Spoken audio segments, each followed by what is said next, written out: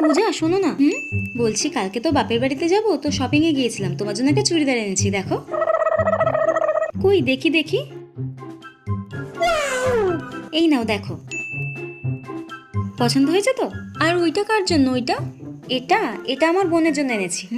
বোনের জন্য? তার মানে ওটাই সব থেকে দামি, ওটাই ভালো। ওটা দেখি বৌদি, ওটা দেখি। দেখো, এটা তো মনে হচ্ছে বেশি দাম দিয়ে নিয়েছে, নিজের বোনের জন্য নিয়েছে বলে কথা। আমারটা কম দামি, এটা আমি নেব না। আমার বৌদি এটাই পছন্দ হয়েছে, আমি এটাই নেব, তুমি এটা নাও তোমার বোনের জন্য। কি রে বাবা, পাগল নাকি? এটাই তো সব থেকে দামি জামা। যাই হোক, আমার বোনেরই তো ভালো হলো। কি মজা, আমি দামি জামাটা নিয়েছি। আজকে মার্কেটে যা হলো না বোন, কি বলবো। ওই হলুদ জামাটা তোর জন্য নিয়েছে না, এক ফোঁটা দাম কম করলো না।